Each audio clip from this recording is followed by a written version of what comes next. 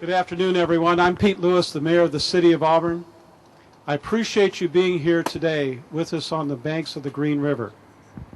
At the beginning of this year, the cities along the Green River had had over 40 years of peace and freedom from floods protected by the dams at Mud Mountain and Howard Hanson.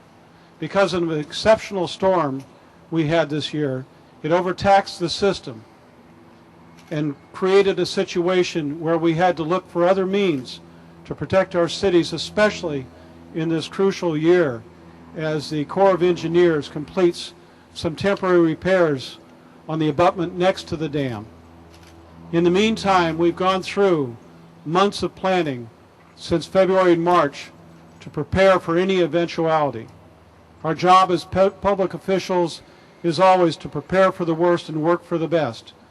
And we have been working together with the 4 cities, the King County Council, the Corps of Engineers, and the state of Washington, along with our federal representatives, to do just that and to keep our citizens safe. Here in the city of Auburn, we started holding public meetings early in March, and all summer long we have been meeting publicly and openly and giving as much information as we received to our citizens so that they could prepare. We've asked and they've responded in getting flood insurance. We've asked and they've responded in working together in neighborhoods to make sure that not only their property but their neighbors could be protected. We've made plans and we continue to do so. We haven't been alone, not just our 4 cities, but the King County Council as well, along with the Corps. We've appreciated the work that has been done by the King County Executive, Kurt Triplett, who assigned resources immediately, and the recognition and support that we've gotten from the King County Council. Together, we will work our way through the season. Together, we will pray for the spring and the time when this emergency may be over. We look forward to working with the Corps as well as they engineer a permanent fix so that we do not need to have this concern again. In the meantime, on the banks of a peaceful river in the fall, we hope that we will have a quiet season, a time of little rain, but we will stand together as we are doing today in the eventuality that we have to meet an emergency situation. Today we have a number of speakers with us, and we will start with the chair of the King County Council, Dow Constantine. Dow? Thank you, Mayor Lewis, and thank you for your leadership on getting us all prepared for what we hope will be a mild season, but we're preparing for any eventuality, and you have been a true regional leader in helping bring together all levels of government to make those preparations. October is Flood Awareness Month in King County. And during this month, we remind our residents who live in flood-prone areas, who work in flood-prone areas, to create a personal flood preparedness plan. Since 1990 alone, King County has experienced 11 federally declared flood disaster events. Most recently this past January, when we saw record rainfall in our region. It was that storm that damaged the abutment to the Howard Hanson Dam and led to the situation that we've all become familiar with here. The dam's limited flood storage capacity could lead to severe downstream flooding. But it's important to note that flooding affects many across King County. Yes, here in the Green River Valley. But record flows were also recorded this last year on the Snoqualmie and Tolt rivers in cities like Carnation and North Bend and Snoqualmie and unincorporated areas around our rivers. All were affected by the flooding. Floodwaters also rose along Issaquah Creek and along the Cedar River and along the White River. Flooding doesn't just affect those who live in the floodplain, though. A severe flood could deal us a major economic blow. Businesses are closed. Transportation systems are interrupted. Utilities, not just for those in the floodplain, but in the surrounding areas, can be interrupted for days or weeks or longer. This is truly not just a county-wide, but a statewide concern. So, people who live in flood-prone areas must be ready for rising water levels. They must develop a family flood preparedness plan. Another aspect of preparation is the CERT program, the Community Emergency Response Team, which trains people in basic disaster preparedness. They can respond with fire safety, search and rescue, team organization, disaster medical operations. CERT members receive 24 hours of training so they can help their neighbors. They assist others in their neighborhoods, in their workplaces. It's a natural role for people who are born community leaders, for school staff members, for community volunteers. Riley Relf from the CERT program is here today. Riley, thank you so much for your work. And she's going to present some more information about CERT a little later in the program. But right now, it's my honor to introduce to you the chair of our King County Flood Control District, Councilmember Julia Patterson. Thank you, Dow. And I'll try not to be redundant and not repeat what Dow said, but he said some extremely important things. I think that what we're doing here today, the most significant thing about what we're doing here today is that we are further signifying our commitment to protecting King County residents from flooding. This is another indication of the fact that we are working together, and we are very, very committed to that. And we are especially committed to it. We're committed to it for a number of different reasons. Obviously, major flood disasters can destroy people's homes, and also it can put a strain on our emergency response systems, such as our police and our fire and our medical services. It can also create large-scale power outages, and we're going to hear a little bit more about that later, I think, from Puget Sound Energy. It also, another area that we haven't heard much about is the way in which it could cause our major transportation corridors to fail. So we're very concerned about what would happen if 167 was not navigable, how that would impact the entire region. A one-day shutdown of economic activity on King County's floodplains would cost this region at least $46 million a day. $46 million a day. That's for the entire region. And that doesn't even take into consideration the long-term paralyzing effects that a flood would have on the economy, especially of South King County. It would be a long time before we were able to recover in South King County.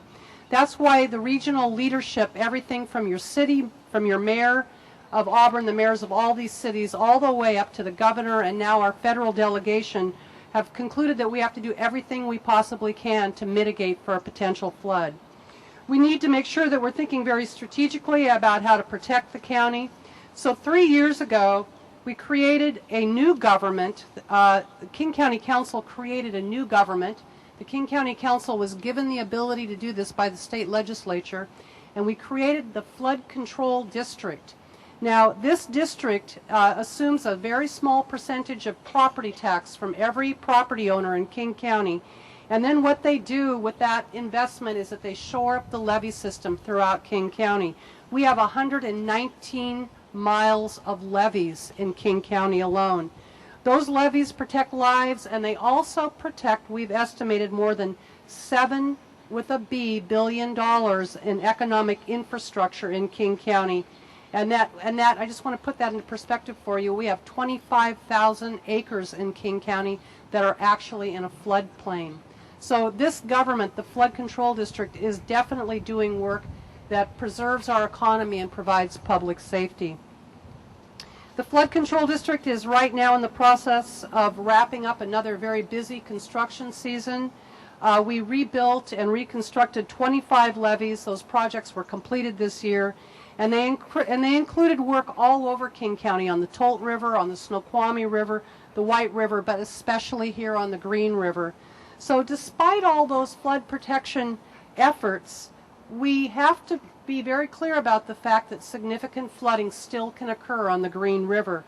There's another type of work that needs to be done, and this work cannot be done by any level of government.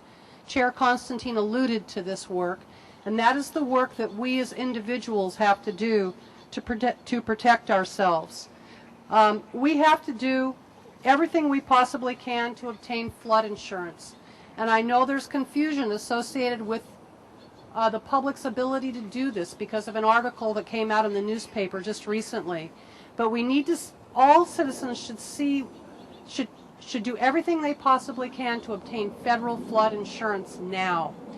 And then also families need to sit down, they need to put together an emergency plan, a safety plan. Every family should have a plan for how it is that they are, where are they going to go? How are they going to respond? How will they meet? They need to talk about these things and have a plan in place in case of a flood. And that's exactly the reason why we are declaring October Flood Awareness Month in King County. We have a proclamation that's going to be signed today, but before we do that, I'd like to introduce, it's Riley Relf. And Riley is the disaster educator for the city of Auburn, and she's going to talk about CERT training. CERT stands for Community Emergency Response Team, and she's going to talk about that training, which could be very helpful to our residents. Thank you. Thank you. My name's Riley, and I'm here to talk with you about CERT training. CERT training is one of the best forms of training that citizens can do in order to get prepared, because preparedness really does start at home. In a disaster, most likely the people that are going to be coming to your door to assist you are going to be your neighbors. And CERT training allows neighbors to get, and citizens to get the training that they need so that they can help each other during a disaster. You receive light search and rescue training. You receive, you learn how to set up a staging area during disaster. You learn how to communicate with emergency first responders. You receive invaluable training and information, and there is a job for every single person in doing CERT training. You would think that you would have to be strong and, like Arnold Schwarzenegger or something like that in order to be able to assist in a disaster. But the truth is we've had people in the city of Auburn as young as 10 years old to as old as, I believe, 90 completing CERT training. We have people who are in wheelchairs and who have other disabilities or aren't as abled as other people. Doing the CERT training, and the truth is the more people that we can get involved in training and complete CERT training, then the better off the city of Auburn as well as the state of Washington and the United States of America will end up being, and being able to respond and recover faster from a disaster. Which is why I'm here to promote the CERT training, because it really is one of the best things you can do to become prepared. Every person should have a Go kit. And Go kits can come in a size in a 24-hour kit that you keep in your car, or that that you keep at home. But really, you need to become prepared for as little as 3 days, but more likely 3 weeks, because response time and recovery, especially in a flood, and living in the state of Washington, we live in a state where every single type of disaster is a potential for tsunamis, earthquakes, flooding. So getting the training helps you learn how to recover, as well as prepare yourselves, your neighborhoods, your families, your friends, so that you can survive.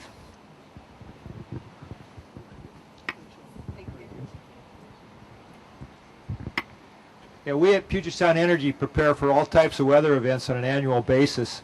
This year in particular, we've been preparing for possible flooding in the Green River Valley.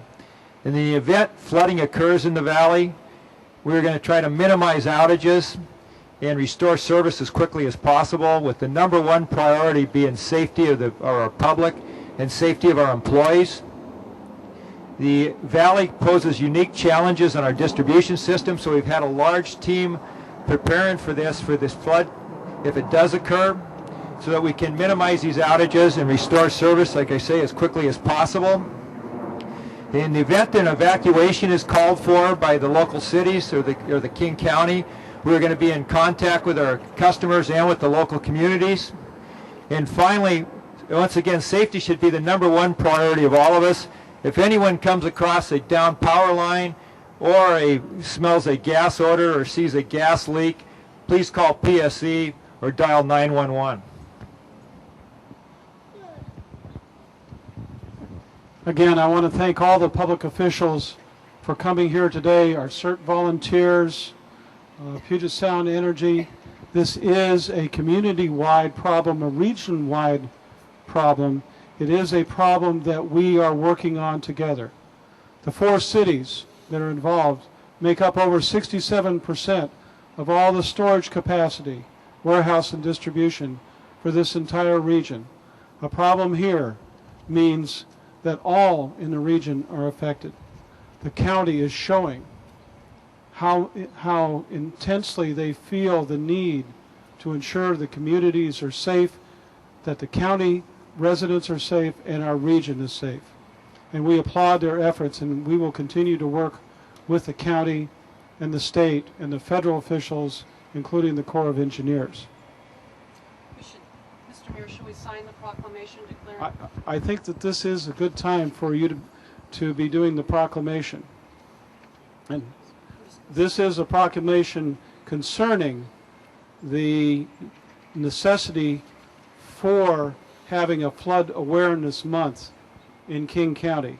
And it's being signed by the chair of the King County Council, Dow Constantine, and the chair of the King County Flood Control District, Julia Patterson.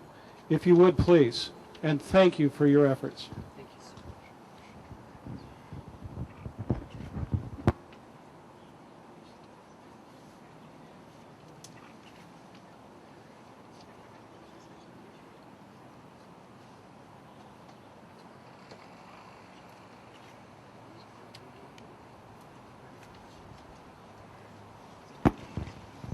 And with that, now I know that since we've started, you've seen at least 4 fish taken out of the river. I know it's a wonderful place that we live in. But there's other times of the year as well. We're coming into one of those. Are there any questions from anyone?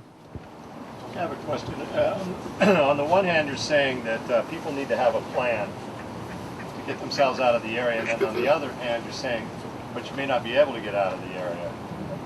What are you asking people to do? Are you asking them to remain flexible, to figure things out, or it's kind of difficult to understand what they're being asked to do? In answer to your question, yes. We're asking them to be flexible. We're asking them to have a plan. Part of a plan is being able to make sure that their home or their business is secure. Part of the plan is making sure that they know where their family is going to be, that they have contact numbers. Part of the plan also is to be able to plan to have some place to go. And in the meantime, the cities and the county organizations are working with those most in need to make sure we know where they are, and if they have no way to get out of the area, that we're there to assist them. It is advanced planning, working together, where we can make the biggest difference. Just to add to that, in part of being prepared and being flexible, one of the things that should be included in your kit is having a NOAA weather radio. It's one of the first ways that you will be alerted to weather that might be bringing potential flooding. The one that we're really worried about is the Pineapple Express, which is a lot of wet, it's like basically it's a wet rain river headed straight towards Washington or the northwest area from Hawaii, and having a NOAA weather radio would alert you to weather like that. And for the hard of hearing and deaf communities, a NOAA weather radio can vibrate, it can flash, so they can be programmed to alert you in a variety of different ways to inclement weather. And one of the positive notes in an emergency is the fact that, for the most part, our weather systems would look toward a Pineapple Express, a system coming out of the Pacific. The federal government and the Corps of Engineers have asked for additional Doppler radars to be put on the coast, so we might have 5 or 6 days notice.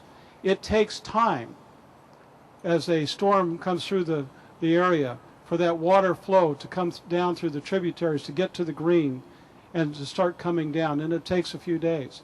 It takes time for water along the system to get to the cities. Just to get to Auburn from Howard Hanson Dam takes water from 6 to 8 hours. We have a series of checkpoints that we're building, series of notifications to our residents throughout this whole area of what they need to do at specific points. But it's also the contacts with all the volunteer groups, with the CERT groups, with the neighborhood groups, to make sure that we can spread that information in as many different ways as possible. What individual home protection, sandbags, these tubes that they're advertising, I mean, it depends on where you are maybe on the river, but I'm confused over what I should be doing about that. And the question was, what about an individual's house? What about an individual's home? And should we do tubes or sandbags or different devices to keep ourselves safe? Much of that is going to be based on where you're at and how you might be affected by this, and whether such a device, given a small amount of water or greater, would benefit you. And that's one of the areas that we ask that you talk to the city, that you talk to the county, have them come out, and they will come out to survey your area to see what would be your best alternative. We have to remember throughout this area that most of our dikes and levees were built by farmers over a period of almost 100 years. They were built by farmers pushing additional loads of dirt up against the side of the river. Auburn is at the high end of the system. Most of our levees don't have that large valley behind the dike, so they're relatively flat. For Auburn, for our citizens, these levees, as secure as a often built by mistake levee can be, are most likely to survive in the event of the storm scenarios that we've seen. Throughout the whole system, there's only 2, not in Auburn, that are verified as substantial by the Corps of Engineers. However, there's been work going on, especially thanks to the good works of the King County Flood Control District on this starting several years ago, knowing that it was only a matter of time until one such flood could happen like this. They have been working and preparing in advance.